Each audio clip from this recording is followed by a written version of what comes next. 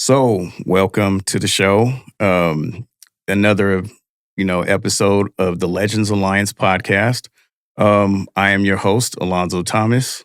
I am so happy to have a friend, um, a community advocate, and are you an ex-lawyer? Do we call you a lawyer still? I'm still a lawyer. I just don't practice anymore. Don't practice anymore. Lawyer, judge now. And you got a lot of stuff going on.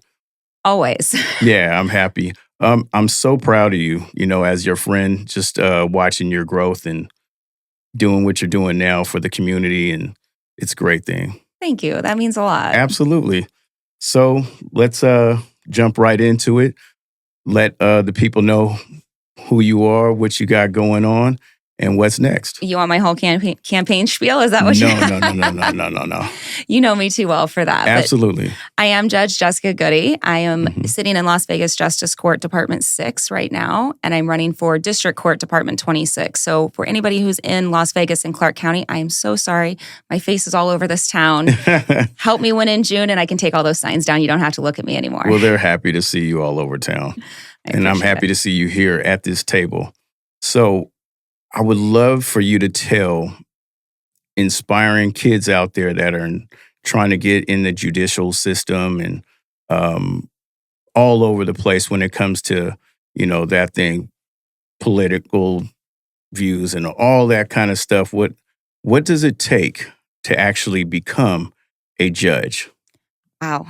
I'm not even sure I know the answer to that. But what I can tell you, you don't have to come from money. You don't have to come from a fancy household or one of the top 10%. That's not who I am. That's not where I came from. Right.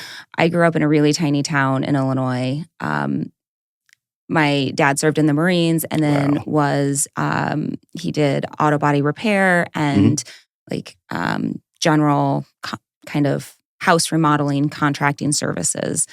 So very blue collar. Oh, absolutely. Yeah. Very blue collar. And then my mom worked in retail for most of her life. Hustle. Absolutely. To get that money. They taught me, we live paycheck to paycheck. We were not rich. That's what's going to make you the realest judge out there and fair to people that are like you or grew up just like you in that kind of environment and with those kind of parents, And I'm sure it's given you the work ethic that you have now.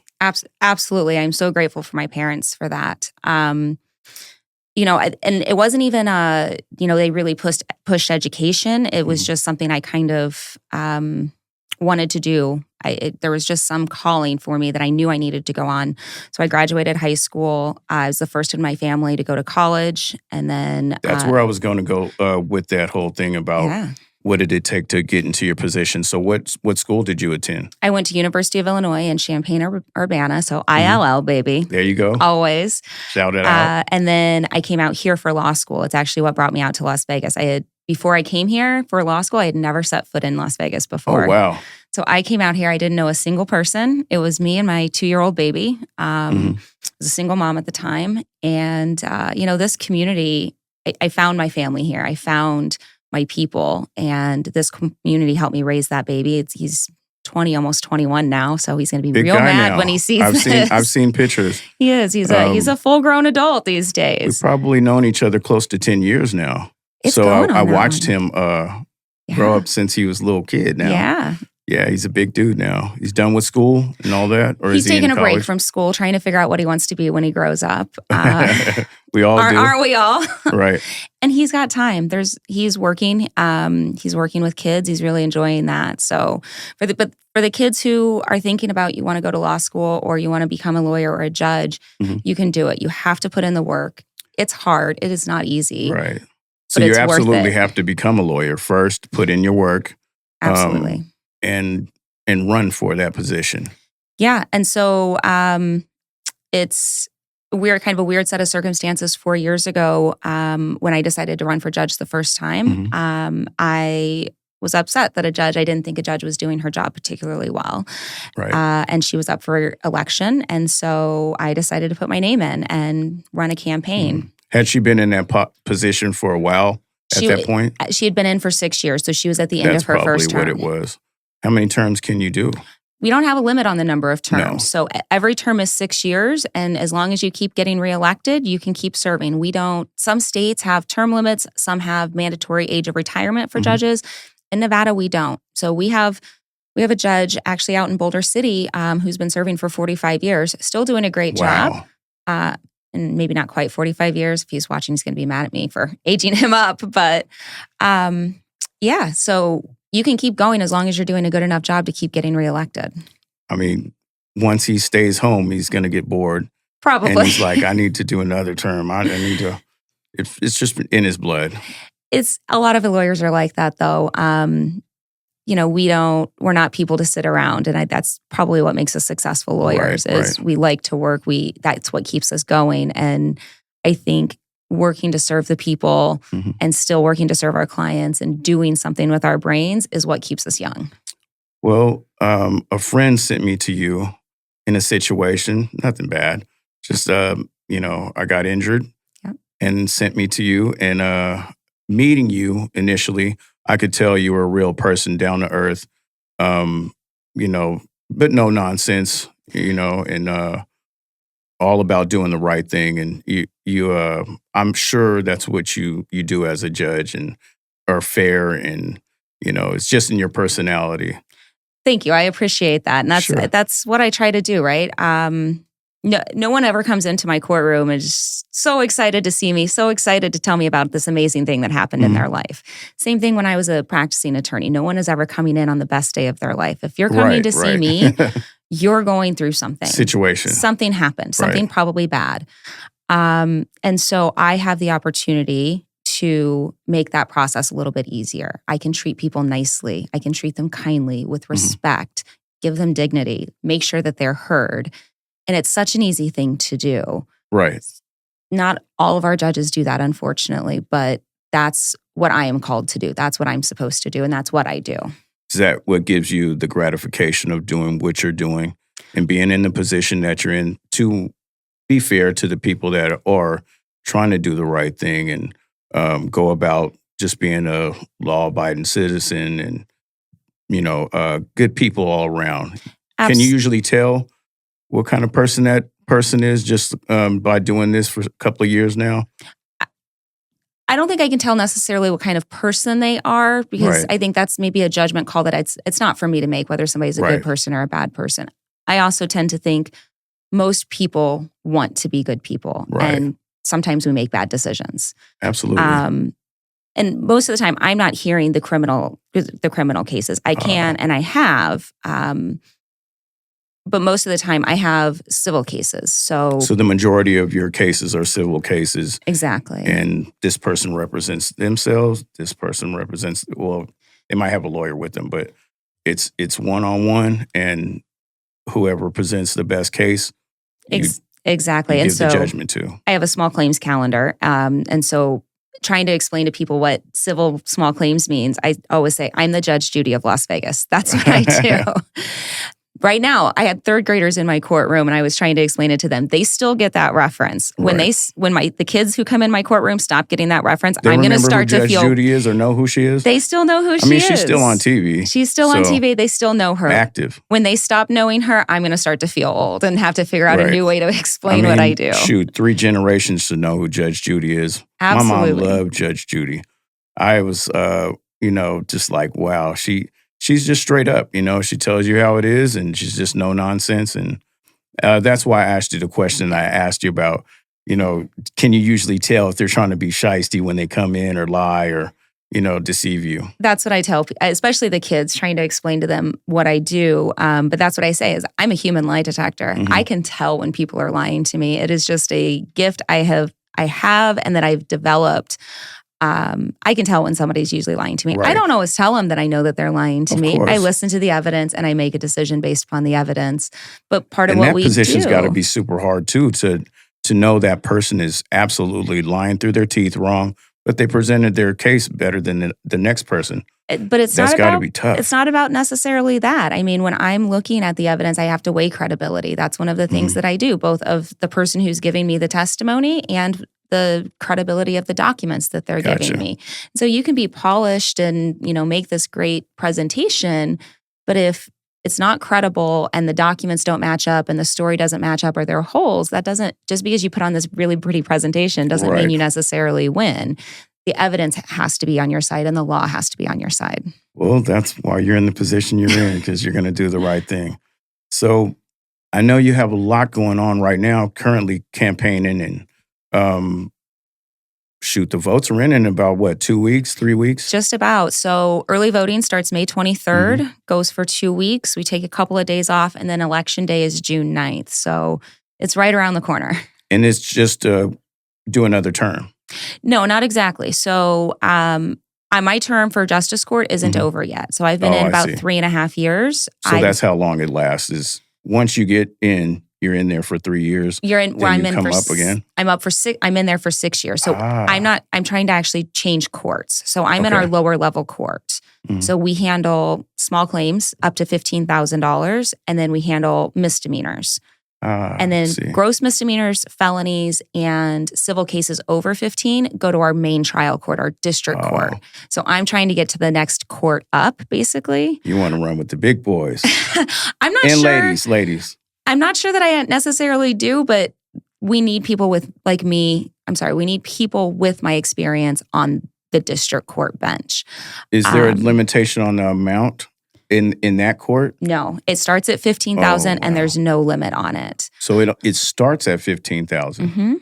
And so the $1 million, $1 billion cases you hear, those are all handled by district court.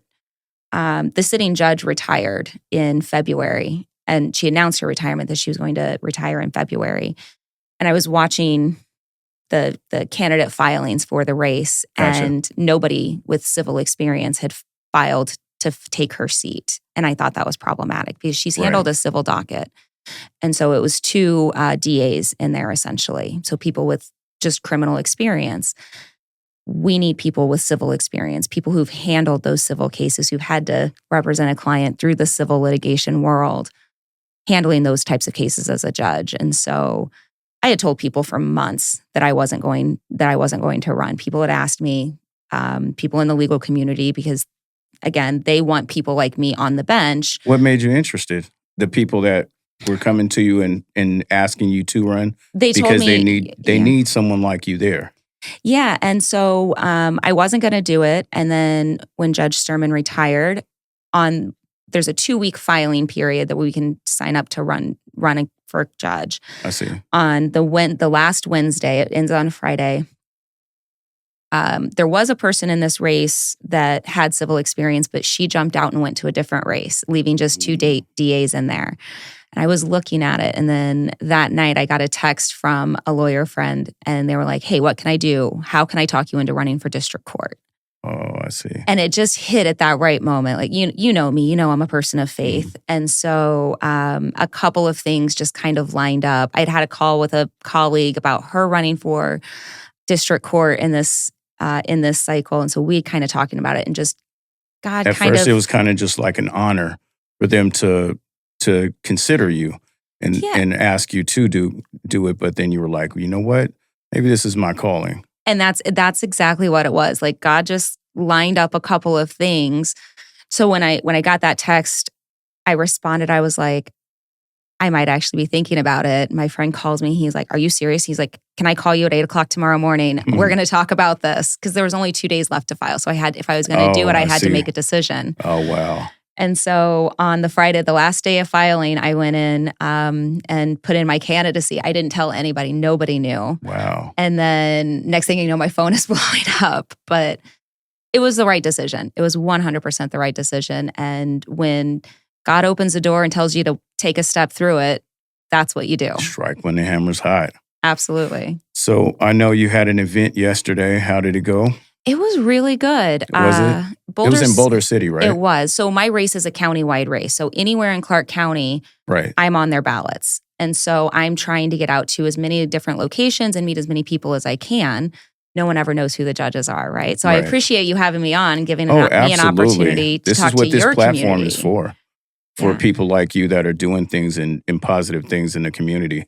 I want to open up the door for other people to come in, from out of state and different things too.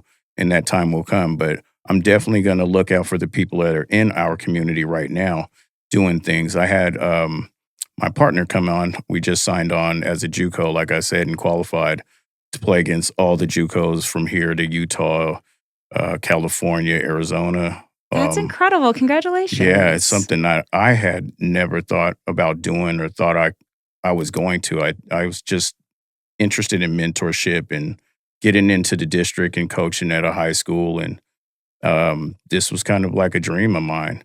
And so I'm living it. So it's pretty cool. I love that. When people when you step into what you're supposed to be doing, it's just such a beautiful thing. Yeah, and it kind of happened like it happened with you. I got a call one day out of nowhere. He presented himself as a college coach and mentor, and he was like, "You know what? I got your number from your players and your peers. A couple of coaches sent me to you. I need help with what I'm trying to create." It's a guy named Corey Graham. He played in the NFL for a couple of teams. It's Corey Graham Elite, CGE. And it was a JUCO that just started. They don't have a facility, but you can do everything online. But what they did do is start up all the sports programs. And so that's how I got contacted to do it. It was just somebody said, "Hey, contact Alonzo Thomas." But what a cool thing. It's not just your fellow coaches, but your former players as well. Like and other coaches too. What a testament to what you have done for those players. That's incredible. It kind of gives you that feeling like, you know what, I'm doing something great. You don't realize how great it is. You get in a tunnel and you're probably in that tunnel too and happy what you were doing, but you were bound to do something greater than that. And so it's kind of like it's an honor to know that these people considered me and was like, "Yo, that's the guy you need to go to in the city." Yeah. Well, and I think what we all kind of do is we're just living our life, right? Mm-hmm. We're doing the best we can do. We're, managing our family life and our personal life and our business life.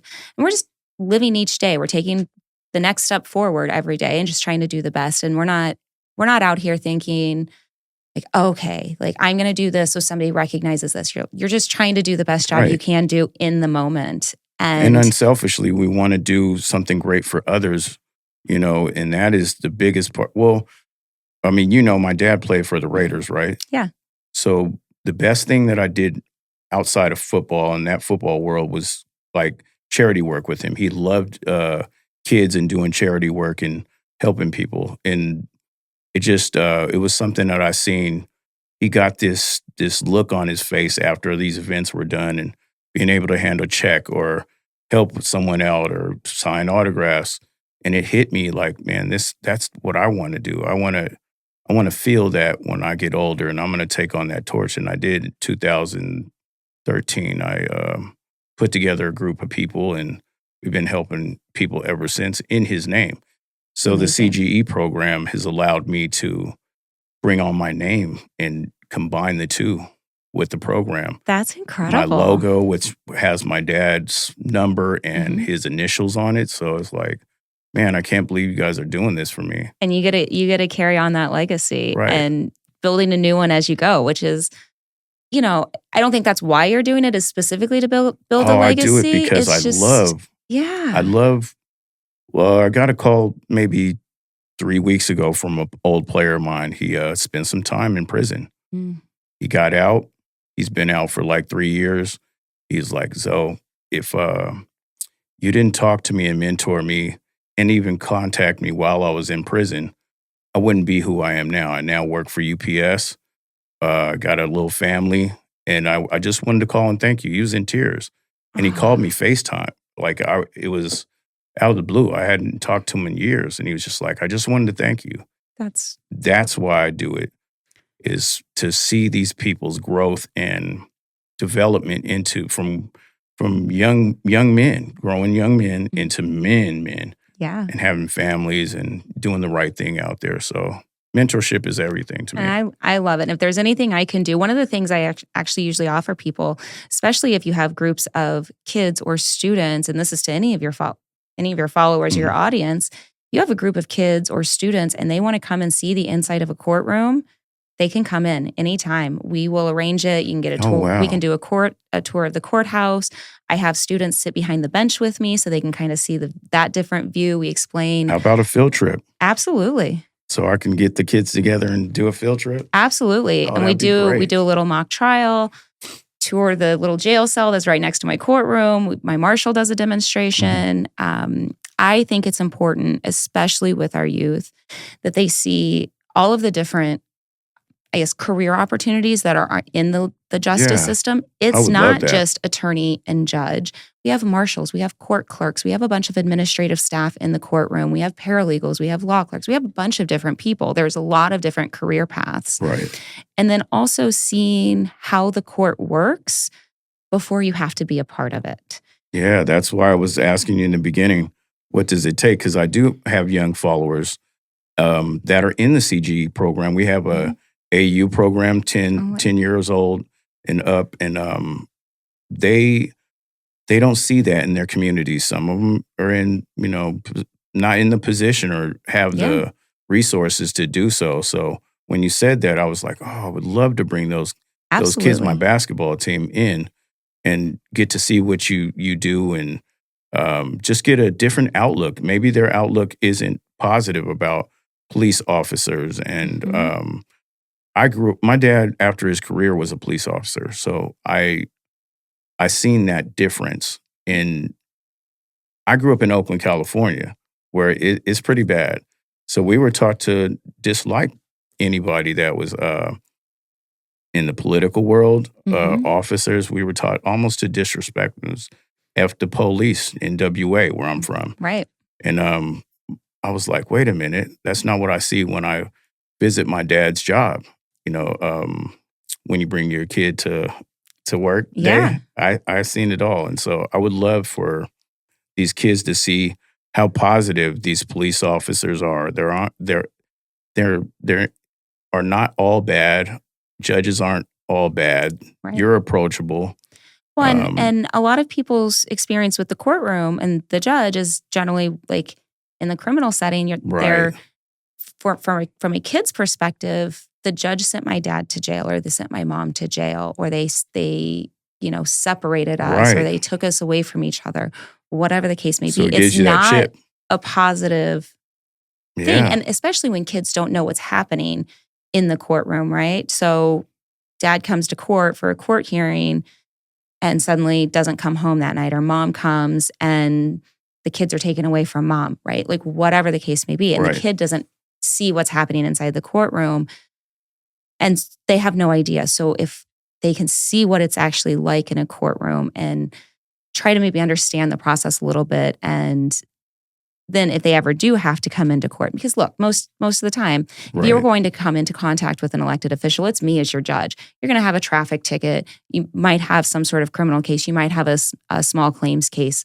Most people are going to come into contact with me. You're not going to come into contact with the governor or your state representative. It's going to be your judge. Right. You're going to find yourself in a courtroom at some point throughout your life. And so when I was younger, I had ticket issues and I brought it upon myself, but I still blame the judge. Of course. For give me that fine or whatever. And then, as you grow up and you understand these are people just like you and I, in positions that they worked hard to get into. And not all judges, not everybody involved with politics are bad. And I would love to bring in, like I said, that 10 and under group to see you in your your environment when we go into the courtroom, and then actually see you at the barbecue. Yeah. And that would give these kids something different than what they see on TV or what they've been told. And that's what I want to create. So I'm glad you brought that up. And even with your JUCO kids, like even college kids, high school kids, they benefit from it. So we had third graders in, we had a bunch of kids in for Bring Your Kid to Work Day. And then we have a high school that comes in, high school like civics class that comes in a couple of times a year and, gives us an opportunity to talk to them. Like as they're studying what the justice system means, then they get to see it in live action. And so that's an open invitation because again, your JUCO kids, they're adults. They're They are. gonna find themselves in a courtroom at some point. So let them come in and see as part of their school learning that this is real life stuff. But they're usually this is 17 to 25 or so. So there are opportunities out there. That's why I got involved with this, is to give them options like that, to see things differently, to have a mentor that can maybe detour them from what they've been told or heard or felt. Yeah. So, and they might, that one kid who might decide, hey, I really like this. I want to become a court marshal, or I really like this. I want to become a court clerk and work inside the justice system. There's just a lot of opportunities there. I thought I was going to become a police officer because my dad was, or go into the military, one of the two, and ended up playing ball and going a different route. But it was I didn't even know he was going to try to do that after his career, or was doing it when he did. We hadn't seen each other for a couple of months, and I went out to Kansas, where my dad is from, and maybe I was there a week or so. And he was like, "You're going to come to work with me."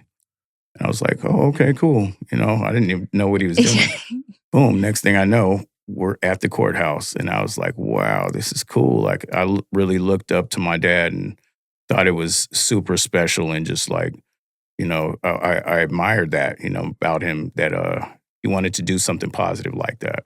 Yeah. And he also got to do charity games, the firemen against the police, and play basketball. They just had that this weekend here in town. I missed it because I was out at Boulder City doing, voter outreach and all of that. But from what I understand, it was a great game. So how did you think yesterday went, and what's the next event you're going to throw or be a part of? So I thought it went really well. I just had a tent there. I was there available. We gave out goodie bags, play my name on my name. So give some kids information about what it means to be in the court system. And then I was there, gave people an opportunity. And pretty much everybody I talked to thanked me for being there, just because nobody ever knows who our judges are, but we're asked to vote on it, right? And so, they at least had an opportunity to meet me. I'll answer any questions that I can. So I'm actually doing a similar thing this week, right kind of next door to where we're at here at the Rio. It's the Southern Nevada State Fair, hosted by the San Gennaro Fest. So it's basically San Gennaro Fest under a different name. Good Italian food. Oh, yes. Some of the best cheesesteak you're going to find is over there. Talking my language. So it's Wednesday to Sunday. I'm going to be there most of the time. I have some other events, so I have my staff filling in for me too, on a volunteer basis. They're not using county time for that. I got to throw it out there so I stay out of trouble. County time and money. Right. But yeah, so I'll have a booth there, and same thing, just out talking to voters. And if anybody wants information, I'm there. So come say hi to me. What date was that? Wednesday to Sunday, the 6th through the 10th. Oh, you heard it first. Yeah. So show up. Come have a cheesesteak with me. Absolutely. At the end of the week, I'm going to be 20 pounds heavier. So we're not going to talk about that. Is that during the week, or is that on weekend? Yeah. So it starts Wednesday, Thursday, Friday. It starts at like 4, like 4 to 10. I think Friday, Saturday goes later. And then Saturday and Sunday, it starts at noon. So noon to like midnight or something. So you got some time off? I am just working campaign? a lot of... through it, around it. I'm working, right. Gotcha. So I have court in the morning. And so I'll be going to court and doing my job in the morning, working in the afternoon at the campaign stuff, and then also just working late at night to make sure I get the rest of my job done and prepared for court. Excellent. So is there anything else you want the public to know about you, or what to do to help out with your campaign, or how can they? Any information you want to put out there to get you going and get you in that position you deserve? What do we do to help you campaign? The most important thing is vote and tell your friends to vote.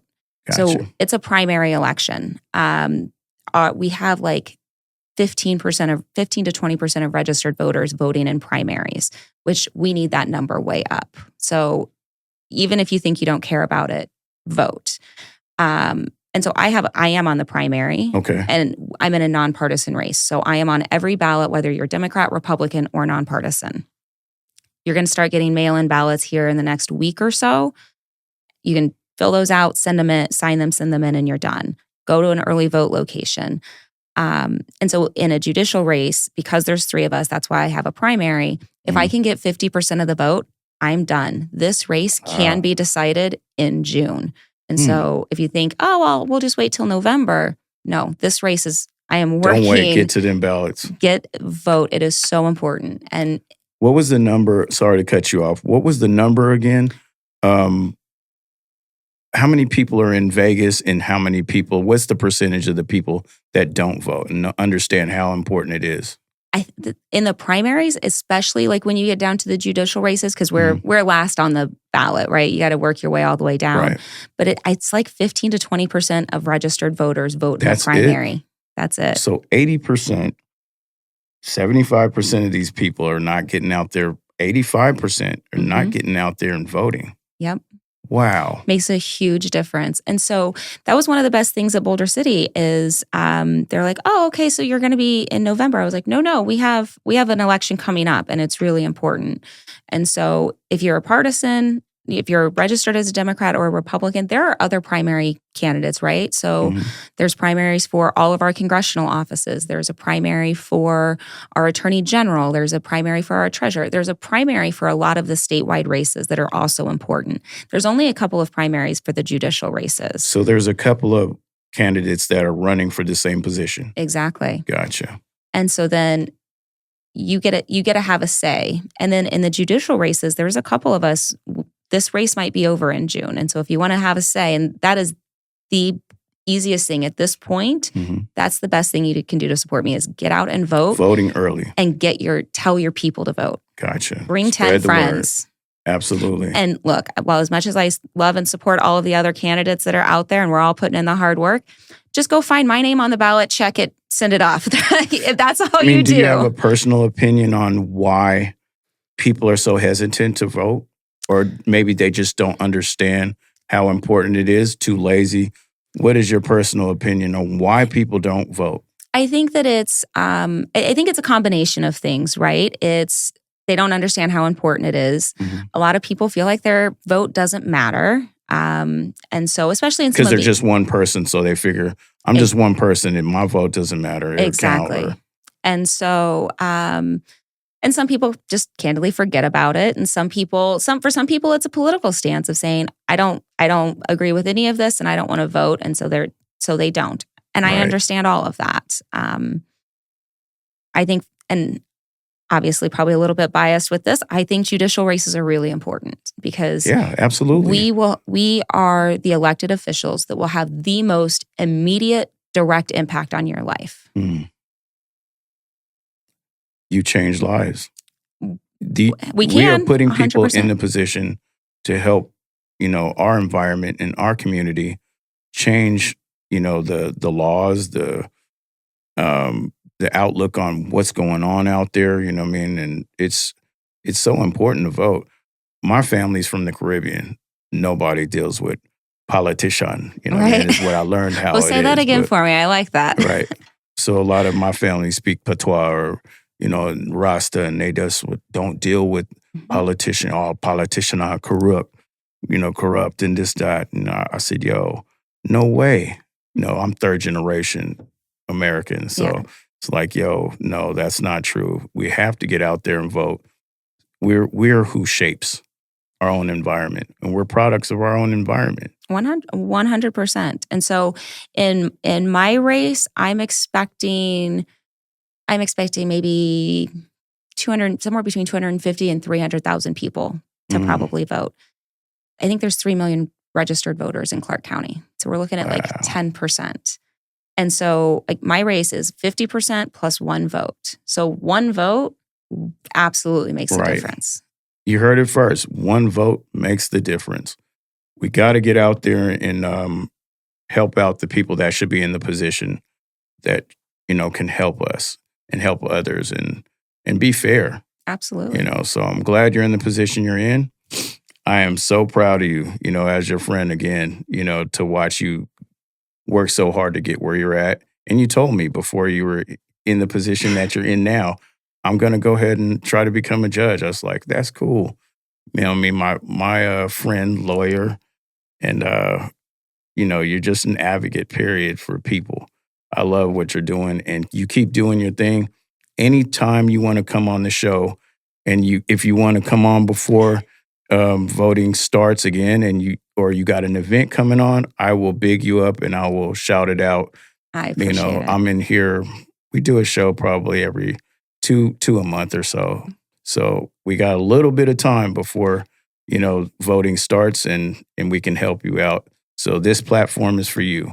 I appreciate it. Well, and just every time you're on here between now and then, just tell your audience to vote. That is by far and away the most important thing that you can do. You got it. Man, another episode in the books, and this was a great one. Again, get out, help, support your community, do the best you can. Each one teach one. And man, just be good people out there. It's a great message. Thank you again. Thank you so much. I got short Your arms. Honor, Judge, my friend, I salute you. This podcast is for everybody. I've told you guys over and over and over. I'm not going to stick to one subject because everybody out there has a different, a step in their own, way. Everybody's different. And I love, having different kind of people on. So get ready for the next episode. And the one after that is going to be different than from the one before. So I am your host, Alonzo Thomas. The Legends Alliance podcast is not going nowhere. We're here for the people. Thank you for tuning in.